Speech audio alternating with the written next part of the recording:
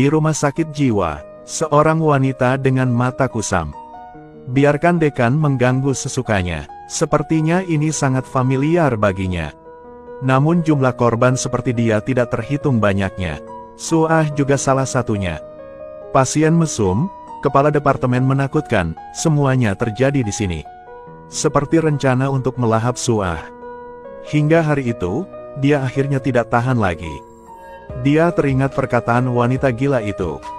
Juga bertekad untuk menangkap sinar harapan terakhir ini, dia secara proaktif pergi ke dinding. Pertanyaan pria mesum itu, di mana jalan rahasia di rumah sakit? Namun pria itu menawarkan Suah untuk menggunakan tubuhnya sebagai gantinya.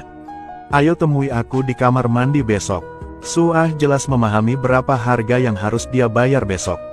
Tapi untuk bisa melarikan diri, dia tetap pergi ke sana sesuai jadwal. Bersamaan dengan suara mandi, Suah pun mendengar panggilan pria itu. Dia membuka tirai kamar mandi. Pria mesum itu juga muncul di belakang Suah. Pria itu dengan rakus membelai Suah. Kamar kepala, kata Sandi ke kantor direktur. Aku membiarkanmu menyentuhku, tetapi kamu harus memberitahuku terlebih dahulu.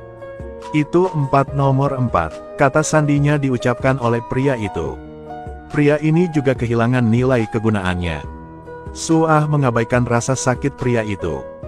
Dia menggigit untuk hajar pria itu.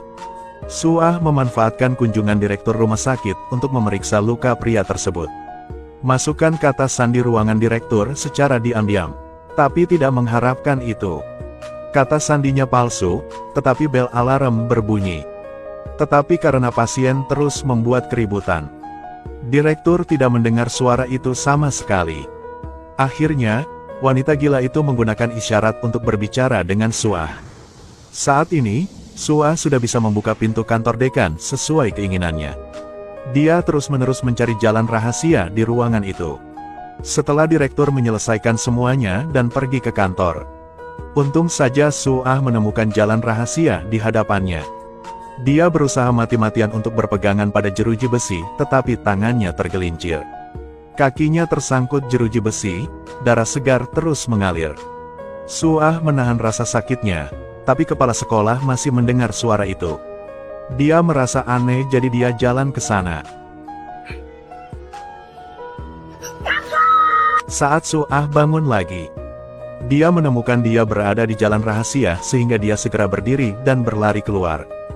Dia akhirnya melihat cahaya, mencari bantuan di kota yang luas. Melihat arus orang yang lewat, tubuh Suah penuh luka seperti spesies yang berbeda. Dan tepat pada saat itulah mobil rumah sakit jiwa muncul. 2 orang keluar dari mobil dan mengejarnya. Suah mempertaruhkan nyawanya untuk melarikan diri. Ketika dia melihat mobil polisi muncul, berpikir punya harapan, dia segera masuk ke dalam mobil. Namun dia tidak menyangka mobil polisi akan kembali membawanya ke rumah sakit jiwa. Suah meronta tapi tidak peduli seberapa keras dia berteriak. Dia masih terseret ke dalam lubang tak berujung. Direktur rumah sakit jiwa dan kepala polisi berkolusi. Suah menganalisis setiap detailnya. Sepertinya orang di balik ini adalah ayah tirinya.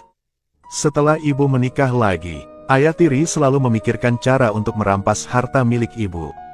Juga melakukan pelanggaran terhadap Suah untuk mendapatkan properti. Ayah tirinya yang baru membawanya ke rumah sakit jiwa ini. Cahaya itu membangunkanku. Saat ini dia mendapati dirinya terbaring di ranjang rumah sakit. Namun saat ini Suah juga mengetahui kebenarannya. Ternyata rumah sakit jiwa merawat pasien atas nama perawatan. Melakukan hal-hal ilegal. Setelah serangan mental, organ-organnya akan direnggut. Suah dibius. Sebelum koma, dia melihat seorang perawat laki-laki memberikan obatnya. Mata Suah yang tak berdaya sepertinya memohon bantuannya. Namun perawat laki-laki itu tidak menyadari betapa parahnya masalahnya. Hingga dia melihat kepala di dalam kotak busa dengan matanya sendiri. Dia baru pertama kali merasakan kengerian rumah sakit ini. Tentu saja dia ketakutan. Dia berdiri di sana tidak tahu harus berbuat apa. Namun siapa sangka dekan akan datang di hadapannya. Lalu beri dia perhatian. Biarkan dia berkoordinasi dengannya. Perawat tidak berani melanggar perintah direktur. Namun dia juga tidak ingin melakukan perbuatan jahat tersebut. Kali ini, dia menghubungi nomor telepon di profil Suah. Kemudian beritahu lawan tentang situasi. Tidak lama kemudian pacar Suah tiba di sana. Selama beberapa hari terakhir, dia kesulitan mencari keberadaan Suah. Di bawah bimbingan seorang perawat, dia menemukannya hampir tidak hidup. Mereka tahu bahwa waktu tidak memungkinkan. Awalnya ingin membawa Suah pergi dari tempat ini secepatnya. Namun dekan tiba-tiba muncul, menghalangi jalan 3 orang. Direktur menganiaya perawat laki-laki. Setelah itu, dia terus memukuli pacar Suah. Ketika 3 orang mengira mereka pasti akan mati di tempat ini. Tak disangka, kemunculan wanita gila itu mengubah segalanya.